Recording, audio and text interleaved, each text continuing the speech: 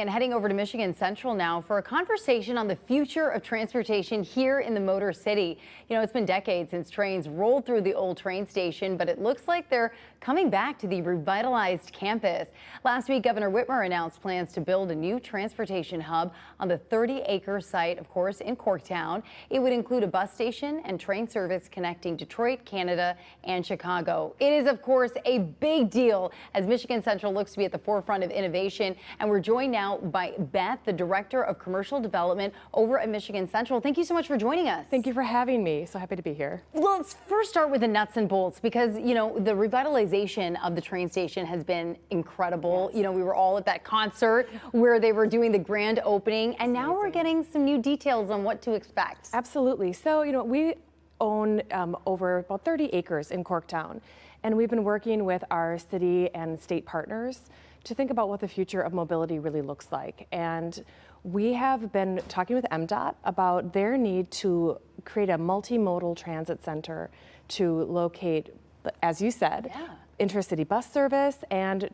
passenger train service. Okay. And we think that our site to the west of the train station is a great site. We've been considering it with them for 2 years, and we have recently signed an MOU to move into the next phase of due diligence where we do the environmental clearances and civil engineering studies needed to advance the cause. So if I was looking at the train station, where do you envision it? So it's right to, if you were looking straight at it, it would be on the right-hand side. Oh, so okay. on a map to the west of the train station, but along the train tracks. So behind the train, the historic train station, there are active freight rail lines.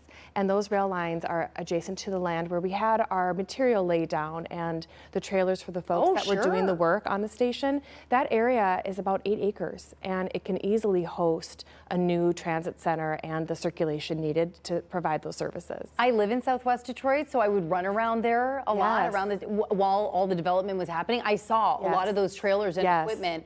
So when you're looking at that parcel of land, what do you envision? I know we're still in the planning phase, but what do you see? So what we see is ultimately we need enough area to have, you know, a lobby, an area where people can come and transact and buy their tickets. And then we also know that we'll need some parking. And then even more important than that, though, is that we'll have to make connections to Michigan Avenue and to the other streets that connect, because right now that's landlocked. It's inside of a fence. And so part of the discussion involves, you know, all of the modeling for, you know, passenger data, you know, how many trains would we need, how many bus service lines do we need, but also what street connections do we need to rebuild to connect that back. So when you're thinking about like what we need, what do you see as the greatest need when it comes to creating space for passengers and also like what's available? Well, that's what we're about to get and to enter into in terms of the studying. We think we need about between 1 and maybe up to 2 acres. But we need to study that. And so what happens now is the MOU creates an opportunity for MDOT to fund those studies. So we'll be moving into a study where we have a civil engineer help us actually understand how the land interacts with that passenger rail and where streets would need to go to create adequate circulation, and then also environmental clearances that you need to be able to spend federal money, because that is partly how this is being funded. When you also look at the construction of Michigan Central Station and what it's done for Corktown was already starting to bustle, and there's so many great restaurants there and businesses. This will just take it to a new level. That's what we think as well. We know that it will reinforce our entire district as a center for mobility and mobility innovation, as well as it reinforces Michigan Central, the station, as a tourist destination as well. One of the details that's worth talking about is that this train passenger rail connection will allow people to take a train from Chicago to Detroit and then on to Windsor and Toronto, because the train line connects under the river and over to Canada. And I'm going to pause you right there because this is really exciting and we want to delve more into this. So we're going to take a quick break. We want to hear more about how we are going to connect to major cities and, of course, be that tourist destination and a hub for it. Thanks so much. We'll be right back in just a minute. And welcome back to Local 4 Live. We are chatting with Beth, the Director of Commercial Development at Michigan Central. And you started on this really good nugget here, talking about connecting to Chicago and Toronto. We don't want folks just coming in and leaving. This is going to be a hub for them to stay, spend some money, explore the city as well. Absolutely. So, just like Detroiters will be able to catch a train to Toronto from this site ideally, but we want people from Toronto to come to Detroit. And that's partly what this is as well. It also will connect, Detroit's already connected to Chicago by train, but it'll create a connection right here at Michigan Central. It'll also help us connect even just to Ann Arbor. If you want to take the train back and forth, you'll be able to do that. So we're hoping to welcome people from all of, east and west to come to the station. And, we're developing a hotel in the historic station right now. And that'll be online in 2027. And so this just, again, creates another reason for tourists to come and enjoy Detroit. I was also going to say connect people south as well, because of where we are, right? We tend to think that always to the north.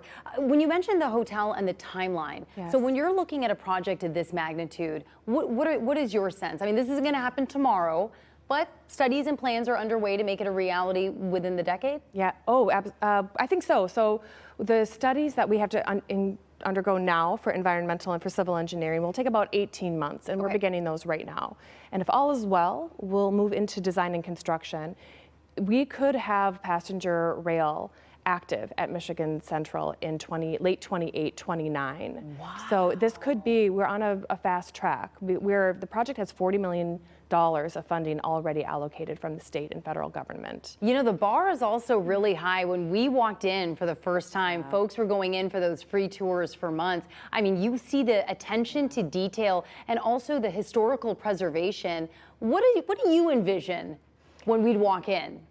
So for the new hub? Yeah. For the new hub, well, so we would be doing contemporary construction, contemporary design, and I will leave that to the architects. I'm a real estate development person. Yes. And we'll rely on high quality architects and designers to help design something that is a true gateway. I will say that this is not going to be conceived of as a simple stop. Right. This is being conceived of as a gateway into America from Canada and beyond. So this will be, we're excited to launch into the design. Just judging from the oohs and ahs that were heard when Michigan Central Station opened, I can't wait to see what's envisioned, because there's such a strong tie-in to Detroit's history, but also a look forward. Absolutely. Right? You're right. We're an innovation hub, and we will want to see some of the future, represented in the new multimodal center. All right, so once it opens, where would you like to go first? I think I'll go straight to Toronto. I love Toronto. It's a fellow great Canadian over here, so I love to hear that. Love that. And I love too, it's a 4-hour drive to Toronto or Chicago, but I personally find those drives pretty boring. Yeah. So to be in a train and not have to drive would be just mind-blowing. I love that. I've taken the train to Chicago, and I always arrive so refreshed because I haven't been stuck in traffic. So I'm looking forward to that too. And it also harkens back to a different time. Yeah, it sure does. I remember when Michigan Central first opened, I was interviewing some folks who are now, maybe in their 60s or 70s, and they remember being kids and taking the train, and they were like, we just never thought we would see this again.